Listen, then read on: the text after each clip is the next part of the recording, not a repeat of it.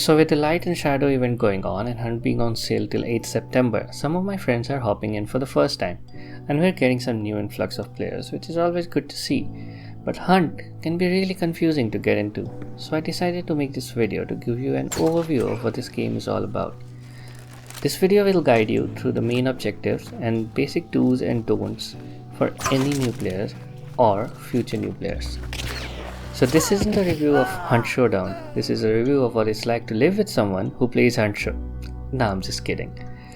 Before we start with the game modes, let's talk about how the game manages your health. You have a total of 150 health divided into smaller health chunks of 50 or 25. The most basic composition are 50-50-50 or 50-50-25-25. Your health regenerates over time, but it only fills till the end of the health chunk. So let's say you got shot and you're down to 10 health, but you're on your last health chunk of 50. It'll regenerate to 50 in a few seconds. You'll need to use your first aid or vitality shots to get back to full health. This kind of design helps Hunt to do something unique. It allowed Hunt to reward a player for getting his kill, even if the enemy gets revived. How? You see, every time you die, you lose a health chunk. So let's say you're rolling with a 50-50-50 composition and you die. You get revived and you only have a max health of 100 and it's easier to kill you the second time. You'll also lose a health chunk if you get burnt long enough, which is why you'll see a lot of players trying to burn a dead body. Back to the 50-50-50 health composition. Let's say you die and your enemy burns your body once. Now you're just left with a max health of 50 if you get revived. Essentially a one shot from pretty much any weapon on the body. And once you die the third time, you're dead. You can't be revived. Although the new patch allows you to get revived even if you're fully dead, provided your team has the bounty. So essentially you can only die twice if you have a health composition of 3 health chunks, and thrice if your health composition includes 4 health chunks. So you can die n-1 times if your health chunk consists of n number of divisions, for all you math nerds. There's 2 game modes in Hunt, Bounty Hunt and Quickplay. Bounty Hunt being the main game mode of the 2. So let's start with that, shall we? You're dropped on the edges of the map with your team and you're tasked with extracting with a boss monster's bounty. It's important to note that there's a maximum of 12 people on one server. It can be 6 team of 2s or 4 team of 3s. There can be some solo hunters as well, but there's no separate queue for just solos. So if you want to play solo bounty hunt, you'll have to go against teams of 2s or 3s. Once you're in the map, you can use your dark side to locate your nearby clues, which will guide you to the bounty target. There are a total of 3 clues for each target, but sometimes you might even run into the target's lair without needing the clues. There's usually 2 targets on the map, and approximate location of both the targets are shown with 2 areas on the map separated with a red line. Whenever you're at a clue, pay attention to the color of it. If it's white, then you might be fine picking it up, but if it's red, there's at least one enemy nearby. You can also hear the difference in the sound it makes, so you'll know if there's someone around, even if you can't see the clue. When you're near the target's lair, the boss icon on the top left flashes white if the area is clear, but a red flashing icon means there are enemy hunters nearby. Just like the clues, there's a difference in sound for both the states. If it's white, you'll hear more calm whispers, but if it's red, the whispers get a lot more dark and scary.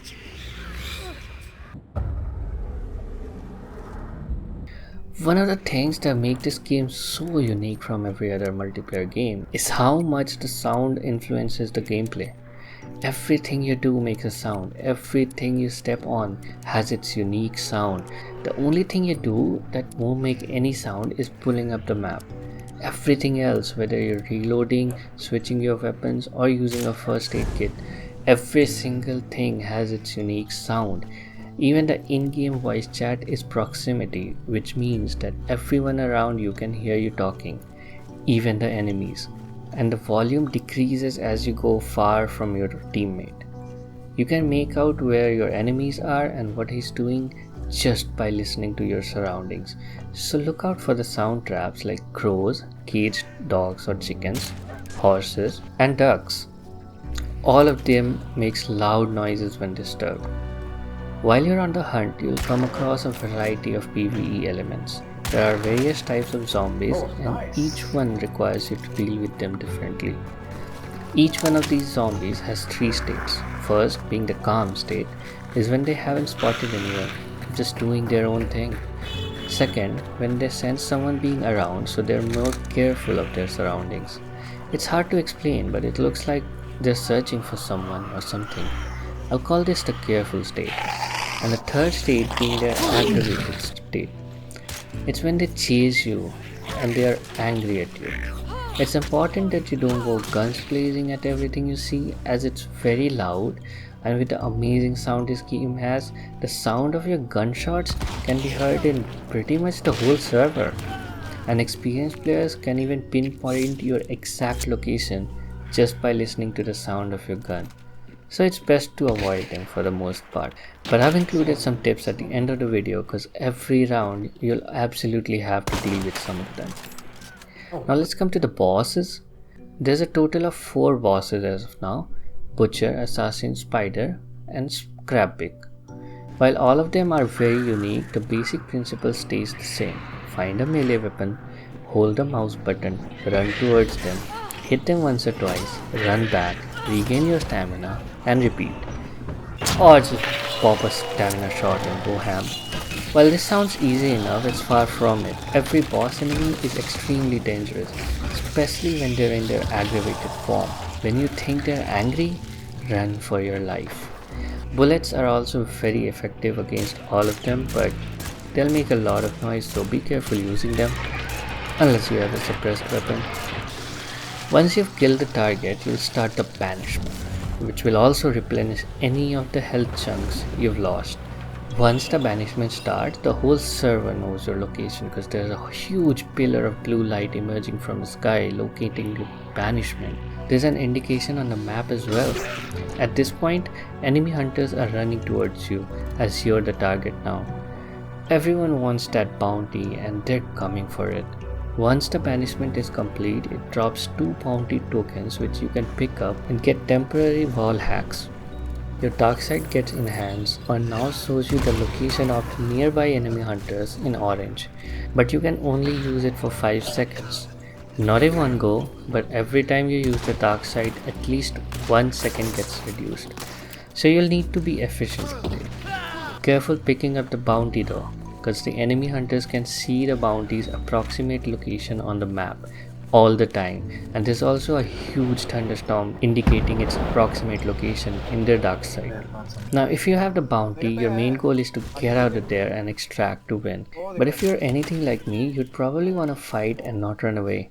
But be careful, death is permanent in this game, meaning everything you brought this round, your hunter, guns and all of your equipments will be lost if you die, and you'll need to rebuy everything, including your hunter, which is what makes every single fight even more intense. The stakes are as high as it could be, and killing a hunter with much better or expensive gear than you always feels so rewarding, especially because you can then pick up their guns for the future rounds till you die, and then start again. A hunter can reach up to level 50, which is their maximum level, but you can also retire hunters for XP once they reach level 25 if you don't want to risk it. If you're new, there's this training period till Bloodline rank 10, during which you'll not lose anything even if you die. And no, you don't lose your overall XP and Bloodline rank if you die. You just lose your hunters and equipments, which you can rebuy using the hunt dollars, and you get enough of those every round. This is more of a battle royale style game mode and can only be played solo. You start with one of the 5 hunters selected at random, and you can choose to either go mid-range, close range or melee. You spawn with a random weapon depending on what you chose, a melee and a first aid kit. You'll need to scavenge for supplies and better weapons if you want to. The basic mechanics stays the same, but instead of close, you're closing the rifts. It's essentially the same thing with a different name.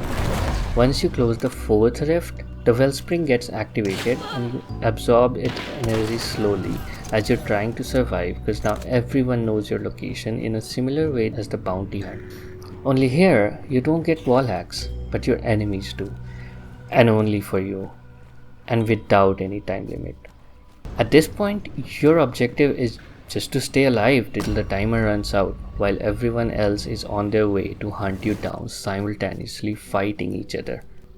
If the timer runs out and more than one person is alive, everyone else dies except for the Wellspring carrier. If you manage to win a quick play round, you get that hunter and all of their equipment for free, and if you die, no big deal. Quick play is extremely low stakes and you don't spend anything to play this game mode. Grunts, the easiest of them all. These are your stereotypical zombies. They don't do much damage and usually it's best to take them out with your knife. Some of them has blades and torches in their hands, so be careful dealing with them. There's also a medic type of grunt. They'll poison you if it hits you, but it also drops a health kit wherever he dies, so that can be really helpful. Armor dude. Basically a normal grunt, but with armor on him. Guns don't do much damage, but your knife is very effective against them. Armor dude with barbed wires. It's best to just avoid them because these guys can make you bleed if you try to knife them. You can also carry a fuse with you and throwing one at them kills them almost instantly. But you might not have a fuse unlocked yet if you're new, so just go in with a suppressed weapon. It takes a few bullets, but it's better than losing health and using your first aid kit. Or you can kill them with the new throwing axe in 1 or 2 hits. Hives. These bitches are the ones with insects all around them. Their head is hanging to their sides, and if she spots you, she sends her insects on you, which poisons you and damages you for a while. While poisoned, you also cannot heal, so it's really important to clear any hives in the area where you're expecting to have a fight. You can run at her with a knife, but you'll also get poisoned for a second or two. It's still good to take her out with your knife because the damage shouldn't be enough to take out a health chunk for the most part. You can also use a fuse to take them out, or your suppressed weapon, or the new bow and arrow. Just remember, her head is on the side. Immolators. Never, and I repeat, never use your knife on these fuckers. Take a good look on him, a real good look, and never use your knife on these guys. These guys explode if their skin gets pierced, be it knife, axe, or any kind of bullet or arrows. So you'll need to use blunt melee damage to kill them. You can also carry a duster in your inventory or hit them with the butt of your rifle. You can also use the light attacks of a knuckle knife if you're carrying those. If you don't have anything in your inventory to deal with them, it's best to either avoid them or shoot them from a distance from your suppressed weapon, preferably. While the explosion makes a loud noise, it's better than dying, right? Meatheads. One of the most annoying things ever to deal with, but the easiest to avoid, especially if you're in a team, because he's blind and he depends on his leeches around him to find you. So I try to just avoid them for the most part, but if you absolutely have to deal with them for a clue, it's best for a teammate to distract him while the other one gaps the clue. There's a chance for meatheads to drop a random traits if they're dead, so at least there's a chance for reward of killing them. Hellhounds. Hear me out. I love dogs.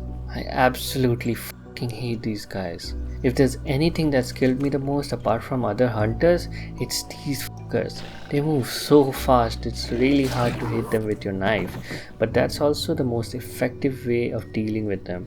You can also find a lantern around and burn them to hell, but they're usually outside a compound, so it's best to just avoid them, especially if they're in packs of 3 to 4. The default knife or the heavy knife is best to take them out if you absolutely have to. And finally, the water devils. Just avoid them, really. To my knowledge, there isn't any way of dealing with them other than shooting them, so I'd suggest you avoid them as much as you can. Thankfully, it's the easiest to avoid and aren't usually that big of an issue. I hope this guide helped you out if you're trying to get into the game, or if you're thinking of getting it but don't know what it's all about. Let me know if you need a more detailed guide, because we're barely scratching the surface here. And I hope you enjoyed this game as much as I do, or more. Welcome to Hunt Showdown.